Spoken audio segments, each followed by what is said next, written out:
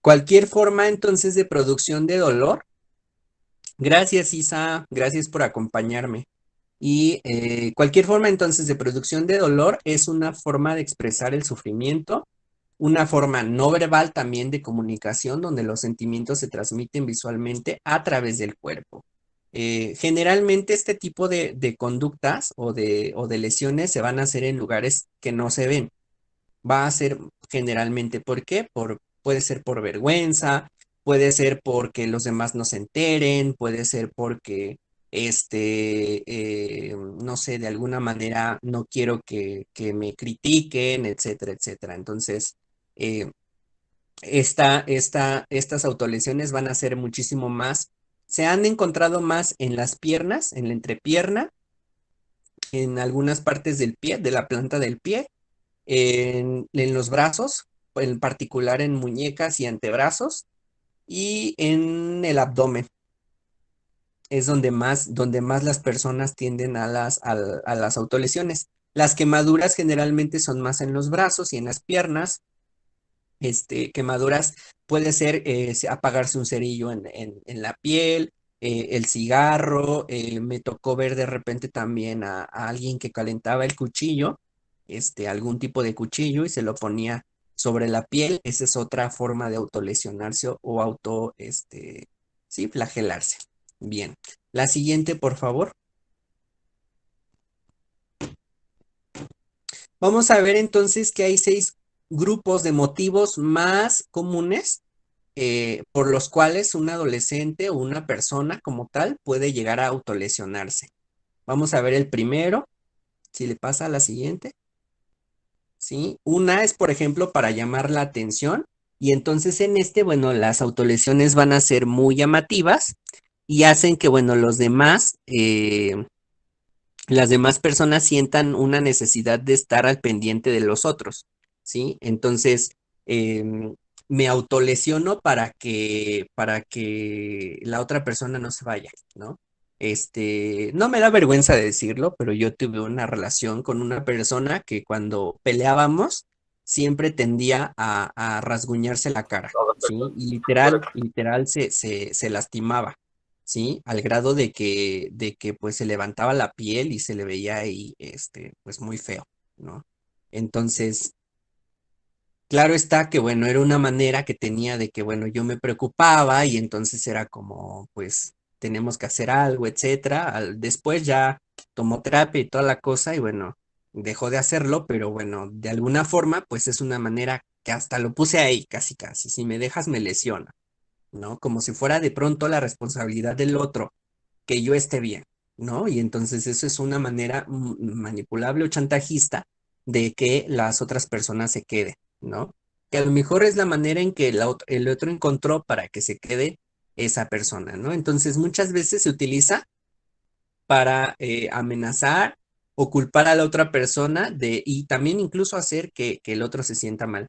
En Gestalt, en terapia Gestalt, le llamamos retroflexión, ¿sí? La retroflexión es cuando la energía no sale, ¿sí? Hacia el exterior, se vuelca contra mí mismo y entonces es cuando yo ese enojo que tengo contra el otro no lo puedo sacar, entonces me lo hago a mí mismo. Y eso también es autolesión.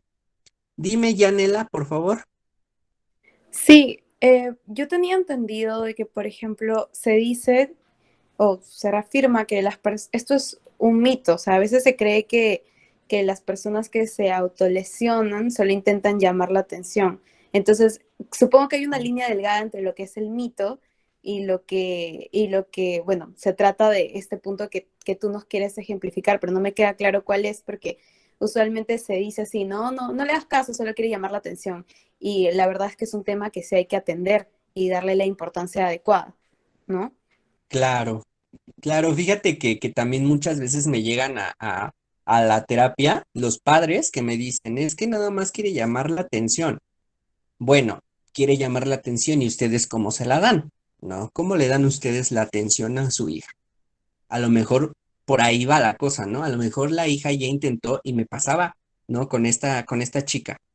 Me pasaba que le preguntaba, ¿por qué consideras tú que de esa manera obtienes la atención de tus padres, ¿no? Pues porque papás nunca están, porque cuando les quiero platicar algo que es importante para mí, nunca me atienden, ¿no? Pero solo cuando me autolesiono, como ven sangre, entonces vienen a mí. Incluso hay un trastorno que se llama trastorno facticio, ¿sí? En el que la persona se provoca ciertas malestares para obtener de esa manera algún tipo de compensación, ¿sí? En este caso puede ser atención, puede ser cariño, puede ser algún otro tipo de cosas, ¿no? Entonces puede entrar ahí también esto, ¿no? Eh, Sin embargo, bueno, algo que yo siempre les digo, bueno, quiere llamar tu atención y no se la das, entonces pues es peor, ¿no? Sin embargo, bueno, en el caso de la persona que se autolesiona, siempre les digo, ¿de qué otra manera puedes llamar la atención de esa persona sin que te lastimes? ¿Sí? ¿De qué otra manera consideras tú? ¿O para qué necesitas su atención? ¿Sí? ¿O por qué necesariamente tener la atención del otro para que tú te sientas importante? Tú puedes ser importante sin tener la atención del otro, ¿sí? Entonces, vienen este tipo de cosas y obviamente hay que trabajarlo de una manera muchísimo más profunda. Sin embargo, sí, fíjate que en el caso de los mitos, hay una parte que dice que el otro se quiere, dice que si no se quiere, que si dice que se quiere suicidar, entonces solamente es porque quiere llamar la atención y realmente no lo va a hacer, ¿no? Y se ha visto un porcentaje muy grande que cuando dicen que se quieren suicidar es porque necesitan la ayuda, ¿no? Entonces sí, hay que brindarla, independientemente de, ¿sí? ¿Qué es peor, ¿no? En ese momento, ¿sí? Que se muera el otro o brindarle la atención, ¿no? Y ya poco a poco, bueno, pues irlo trabajando. Y claro, siempre, si yo no me considero, ¿cómo decirlo? Con las herramientas adecuadas de poderle ayudar, poderle llevar con a lo mejor la persona que le pueda atender. Pero siempre es importante que se atienda, independientemente de que sea un chantaje o no. Sí, entonces, sí es importante esto. Bien,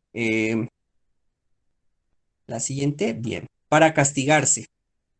Entonces, vemos también que, bueno, hay una baja autoestima en este tipo de personas y sentimientos de culpabilidad de no ser merecedor, ¿sí? De alguna manera.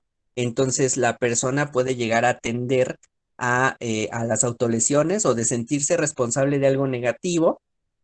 Y bueno, muchas veces representan sentimientos de odio, rechazo o disgusto hacia uno mismo y bueno, es que se lastima, ¿no? Como les decía, muy típico en las violaciones, muy típico en cuando viven algún tipo de violencia física, ¿no?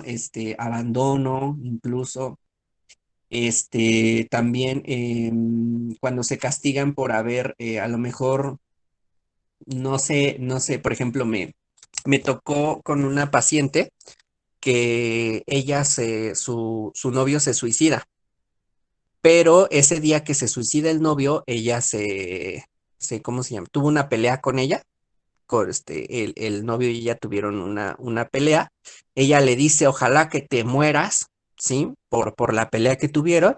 Él se va de ahí y pues literal se murió, ¿no? Porque se colgó. Entonces, ella vivió totalmente con esa culpa, al grado de que tenía la ideación, pero parte de su ideación era, o parte de la conducta que tenía autolítica era lastimarse cortándose, ¿sí?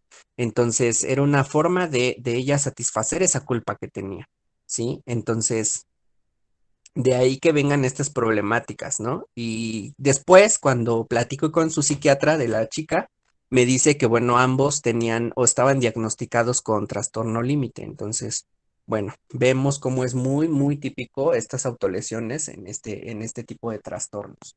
Precisamente por eso, independientemente de la sensación o emoción que nos estemos dando cuenta que no podemos manejar, es precisamente por eso que hay que acudir siempre con un especialista, ¿sí? Entonces, eso es la recomendación siempre. Bien, la siguiente, por favor. También tenemos para que hay que evadir un malestar físico y entonces aquí vemos que un malestar, perdón, evadir un malestar emocional por medio de un malestar físico, ¿sí? Entonces vemos que nuestro cerebro no puede sentir dos estímulos a la vez, ¿sí? O si, por ejemplo, nosotros nos ponemos dos dedos al mismo tiempo, nosotros sentimos como que es uno. Entonces nuestro cerebro no capta dos estímulos a la vez. Si yo, cuando estoy teniendo el estímulo de esa emoción que no puedo controlar y le sumo el estímulo del dolor, va a captar el que más importancia tenga en ese momento o con o más intensidad, ¿sí? Entonces, generalmente pues va a ser más la parte de la autolesión, ¿sí? Porque produce más dolor, ardor, picazón o lo que sea, y entonces eso va a producir que, bueno, yo le ponga o le preste muchísima más atención, ¿no? Entonces esa autolesión temporalmente bloqueará ese pensamiento o situación o emoción que yo no puedo manejar como si fuera una válvula, ¿sí? Que libere esa tensión emocional. ¿Sí? Entonces ahí viene esta parte. La siguiente, porfa. También como conducta para suicida, ¿sí? Eh, muchos, por ejemplo, llegan a tener perdón, tentativas previas, por medio de las autolesiones. Es decir, se hacen el corte a ver qué se siente, a ver qué va a pasar en ese momento, o si van a ser capaces de poder llevar a la conducta, ¿no? Llegar a la conducta suicida. Me tocó ver una vez eso fue en una película, pero la chica era como que se arrimaba una vela a la piel para ver si iba a ser capaz de quemarse, ¿no? Porque ya se quería quemar viva. Entonces, se acercaba a la vela, ¿sí? Hacia la piel. Entonces, es una forma de autolesionarse como una conducta para suicida. En ese momento no quiere el suicidio, sí lo va a hacer, pero en ese momento no quiere suicidarse, solamente ver como si fuera un ensayo de lo que va a hacer, ¿no? Entonces, ahí viene también esta parte del parasuicidio, que vemos que hay muchas conductas parasuicidas, ¿sí? Y algunas socialmente aceptadas, como son, por ejemplo, algunos oficios en los que la vida de la persona está en riesgo, que es parasuicida. ¿Por qué? Porque sabemos que está en riesgo su vida, pero no tiene la intención de suicidarse en ese momento, ¿no? Entonces, ahí es donde viene esto, ¿no? Por ejemplo, los bomberos se dice que es una conducta para suicida. Los policías, los que se dedican a esta parte de cuando hay balaceras y todo eso, es una actitud para suicida porque, bueno, su vida está en riesgo, pero no van con la intención de morirse, ¿sí? Sino más bien saben que probablemente sea el resultado mortal, pero al final pues es su oficio, ¿no? De alguna manera. También para asumir el control de algunas situaciones que sobrepasan a la persona, ¿no? En esta, la necesidad de sentir control sobre uno mismo puede, pues, asociarse junto con los otros factores que hemos ya comentado e influir en esta conducta autolesiva. Y bueno, es similar a lo que va a suceder o que sucede lo que les comentaba en la anorexia. ¿Sí? ¿Por qué? Porque puede influir sentimientos o necesidad de tener el control, por ejemplo, del peso, en esta parte de que la persona se produce el vómito, ¿sí? Entonces de estarse metiendo ya sea los dedos o ya sea el cepillo de dientes o lo que sea que se meta para provocarse el vómito, pues termine lesionándose, ¿sí? O golpeándose porque como una manera de castigarse porque no baja de peso, también ahí viene, ¿no? Entonces ahí viene esta parte de querer, asumir situaciones, ¿no? Perdón, controlar situaciones que, bueno, no son incontrolables en ese momento. Bien, la siguiente. Y también, pues, por sentimientos de vacío crónico, ¿sí? Sucede mucho, por ejemplo, en duelos muy difíciles, en el que, bueno, la persona, bueno, pues, siente que algo falta, que algo está sucediendo, ¿no? Me pasó, por ejemplo, ver a un paciente que terminó una relación, ¿sí? Él terminó una relación muy larga que tuvo ¿sí? Con una pareja y entonces por ese vacío que sentía, no querer sentir ese vacío, se cortaba sobre el estómago, ¿no? Entonces ahí viene otra, o se escriben el nombre o cosas por el estilo. Entonces viene también esa parte. La siguiente, por favor. Y bueno, aquí les pongo algunos signos de alarma, ¿sí? Que es lo que nos puede decir cómo poder a lo mejor observar si alguna persona está pasando por algún tipo de autolesión. Incluso siempre les pregunto cuando vienen con algún tipo de conducta suicida, o ya tienen ideación suicida, siempre les pregunto y siempre hay que ser muy directo cuando preguntamos eso, no titubear, porque si me pongo más nervioso yo de lo que está el paciente, pues imagínate, ¿no? Entonces, no titubear cuando lo vamos a preguntar, siempre es directo, ¿sí? ¿Actualmente te autolesionas o estás autolesionándote? Si es así, dímelo para que podamos ayudarte y veamos qué podemos hacer para que esa conducta la puedas eliminar o manejar de una manera más sana. ¿Sí? Entonces, siempre hay que preguntar de manera directa. Sin embargo, validando el por qué lo hace, ¿sí? Eh, con los pacientes, tantos que tienen este tipo de conductas como los pacientes suicidas, siempre es muy recomendable, o con las personas que tienen este tipo de conductas, es muy recomendable siempre ser muy validantes y hablarles eh, mostrando que entendemos por qué lo hacen, ¿sí? Si tú desde el momento criticas, te asustas, pones un límite muy, muy grande en ese momento, la persona inmediatamente se va a cerrar y no va a querer tener contacto contigo, ¿sí? Entonces, lo más adecuado es siempre validar. Entiendo por cómo te sientes, comprendo demasiado que tú fue la única manera que descubriste de poder reaccionar ante esta situación. Sin embargo, vamos a trabajar para que encuentres otras maneras muchísimo más sanas de poder reaccionar ante estas situaciones, ¿sí? Entonces, siempre, siempre hay que validar. Y bueno, aislamiento es lo que vamos a ver muy común. Las personas que se autolesionan se ve mucho que se aíslan, ¿sí? O antes de repente eran muy fiesteros y ahora ya casi no van a fiestas, ya nada más están encerrados en casa, en su cuarto. Generalmente iba con sus amigas o amigos y ahora ya va sola, solo. Entonces siempre es importante, bueno, ver esta parte, ¿no? Claro, no todos los que nos aislamos, pues tenemos esto, pero viene acompañado de todo esto demás que vamos a ver. Falta de voluntad, ¿sí?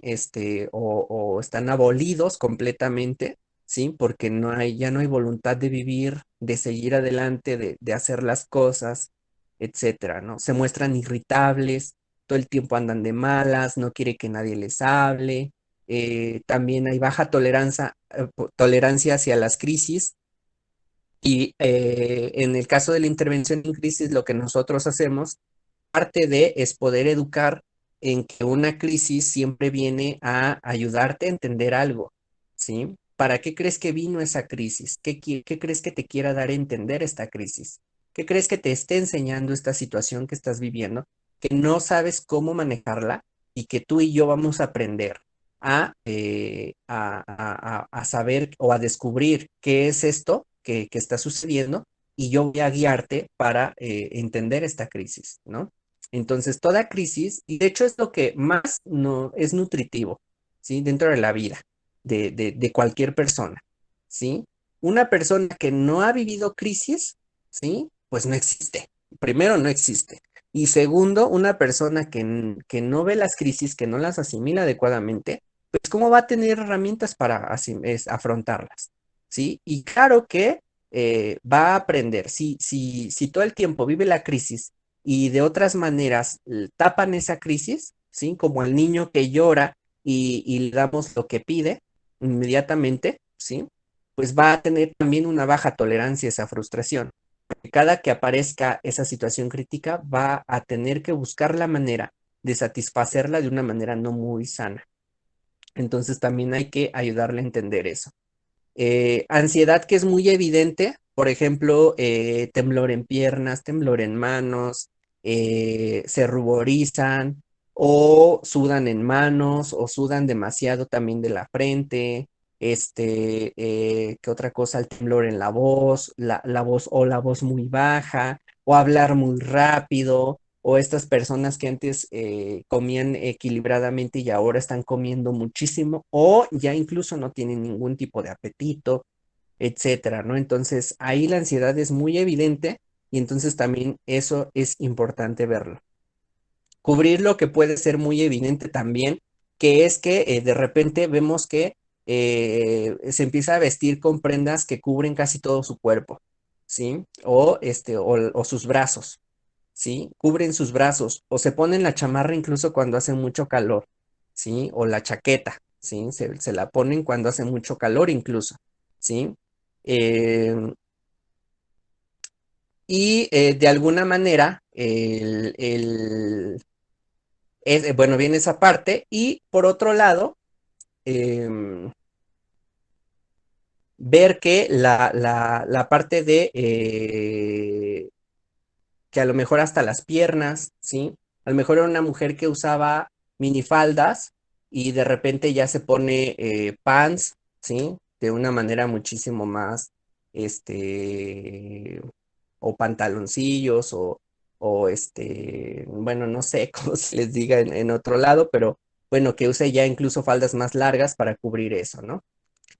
Y tendencia generalmente a un estado de ánimo bajo y a vivir crisis, ¿sí? Entonces, eso es otra de las cosas, ¿sí? De alguna forma. Bien, y entonces cuéntenme ustedes cuáles más conocen, ¿sí? ¿Qué otros signos de alarma ustedes han visto? Si ustedes han visto a personas que tienen conductas suicidas, ¿sí? O autolesiones, ¿qué otras cosas han visto en esas personas que a lo mejor no aparece aquí, pero que ustedes dicen, híjole, yo siento que es muy evidente en ellos? Dice Carlos Alberto García González Prada, por favor explica cómo es que los bomberos tenemos conducta suicida. No, yo no dije conducta suicida, sí, yo dije para suicida, sí, que es como muy distinto. Una conducta suicida es cuando busca la persona por distintos medios su propia muerte. Mientras que la parasuicida no tiene conductas que son de alto riesgo y que probablemente el resultado pueda ser mortal, ¿sí? Es muy distinto.